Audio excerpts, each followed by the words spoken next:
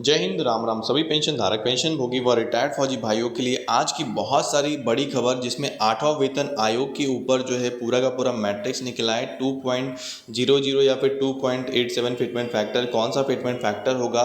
साथ ही में बहुत सारी इन्फॉर्मेशन बताऊंगा, चाहे आप किसी भी बैंक से, किसी भी रैंक से हो, आपके लिए आर्मी, एयरफोर्स, नेवी, किसी से भी रिटायर्ड फौजी भाई हो, आपके लिए पूरी इन्फॉर्मेशन, पूरी जानकारी मैं लेकर के आया हूँ आज के इस वीडियो के माध्यम से। तो चैनल पे जितने लोग नए हैं, चैनल को सब्सक्राइब करें, घंटी को जरूर से दबा लें, ताकि आपको जितनी भी जानकारी, चाहे वेलफेयर की हो, न्यूज़ हो या फिर हो जॉब की जानकारी, सब कुछ आपको यहाँ पर मिलते रहे एक ही वीडियो के माध्यम से। हर एक चीज़ हम बताएंगे बारीकी से। चलिए वीडियो को शुरू करते हैं।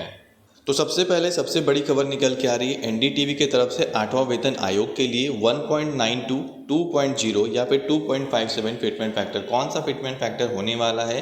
टीओआर की मंजूरी के बाद फिटमेंट फैक्टर क्या होगा, इसके ऊपर जो है एक गुप्त सूचना यहाँ पर कह सकते हैं दी गई है। गुप्त यहाँ पर सूत्रों के हवालों से खबर मिली, जिसमें यहाँ पर नाम नहीं बताने के एवज में इन्होंने जो है बताया है। देख सकते हैं एनसीजेसीएम के जो है एक सदस्य ने यहाँ पर बताया है एनडीटीवी प्रॉफिट को कि हम 8वें वेतन आयोग के संदर्भ में शर्तों की स्वीकृति को होने का इंतज़ार कर रहे हैं।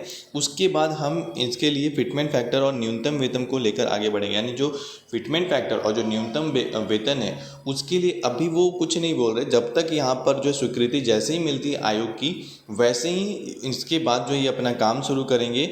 और जो यहाँ पर हमारा न्यूनतम वेतन है और जो हमारा फिटमेंट फैक्टर है, उसके ऊपर जो है एक कह सकते हैं एक अपना जो है संदेश दिया जाएगा, और जो भी अपील है वो यहाँ पर की जाएगी। तो एक अच्छी खबर होगी उन तमाम यहाँ पर सर्विंग व रिटायर्ड फौजी भाइयों के लिए भी, कि जो यहाँ पर रिटायर होने के बाद जो है चाहते हैं कि उनका पेंशन अच्छा खासा मिले। तो ये न्यूनतम वेतन और यहाँ पर जो हमारा कह सकते हैं फिटमेंट फैक्टर है, इसके बल पर ही ये किया जा सकता है। वहीं अगली जो न्यूज़ निकल के आ रही है, वो भी एक अच्छी न्यूज़ है, जो कि यहाँ पर कोर्ट की तरफ से आई है, जिसमें ये कहा गया है कि सेना पर यह साबित करने का दायित्व कि सेवा के दौरान उत्पन्न बीमारी सेवा से संबंधित नहीं थी, सुप्रीम कोर्ट ने विकलांगता पेंशन को अनुमति दी।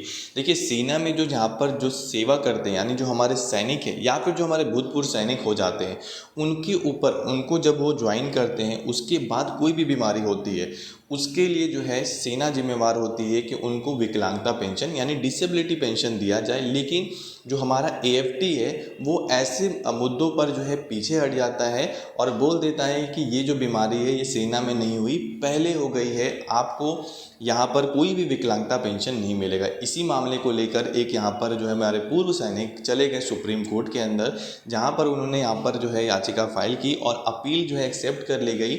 यानी कि यहाँ पर कहा गया कि सुप्रीम कोर्ट ने कह दिया कि यहाँ पर जो भी बीमारी हुई है उसके लिए आपको विकलांगता पेंशन देना ही पड़ेगा।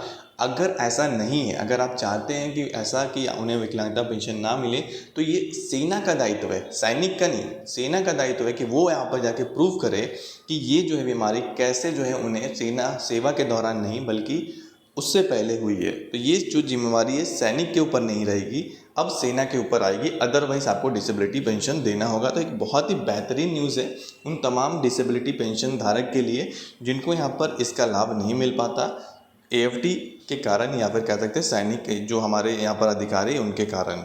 वहीं यहाँ पर जो है देख सकते हैं एक मीटिंग हुई है, जिसमें कम्यूटेड पेंशन यानी जो कम्यूटेशन आपका कटता है उसकी पीरियड को कम करने के लिए, रिकवरी पीरियड को कम करने के लिए, क्योंकि यहाँ पर जब आपको पता होगा जब यहाँ पर केस हुआ था कोर्ट में इसके लिए, तो सरकार से कहा गया था कि इसके ऊपर विचार विमर्श किया जाए। क्योंकि जब कम्यूटेशन वो लेते हैं, जब जाते हैं कम्यूटेशन वो यूज़ करते हैं, उस समय जो इंटरेस्ट है वो 10 से 12% था। अभी 6 से 8% जो इंटरेस्ट रेट चल रहा है, जिसके अनुसार कम्यूटेशन जो है 12 साल में ही कंप्लीट हो जाता है। फिर भी जबरन 15 साल की वसूली यहाँ पर की जा रही है।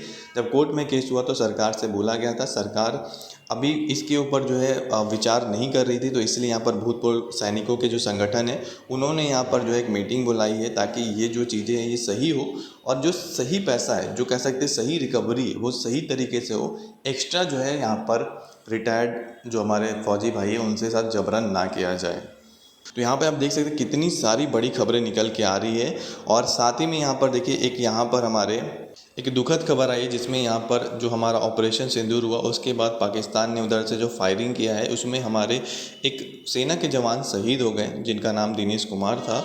और यहाँ पर अब सवाल सरकार से ये उठ रहा है कि जब यहाँ पर सबसे ज़्यादा जोखिम हमारे सेना के जो जो जेसीओज ओआरस है वो उठाते हैं, तो इक्वल एमएसपी का जब मामला आता है तब यहाँ पर ऑफिसर्स एमएनएस को ज़्यादा दिया जाता है, और हमारे जो कह सकते हैं ओआर और जेसीओ जो सबसे ज़्यादा जोखिम उठाते हैं, जिसके लिए एमएसपी लाया गया था, उसका असली मज़ा जो है कोई और उठा ले जाता है।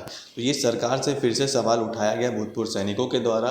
देखते हैं क्या होता है इसके ऊपर सरकार का असर, क्योंकि असली में जो है इक्वल एमएसपी होना चाहिए, सबको मिलना चाहिए, क्योंकि ये रिस्क अलाउंसेस है, ना कि कोई सर्विस लेवल अलाउंसेस है। तो देखते हैं सरकार इस पर क्या फ़ैसला लेती है।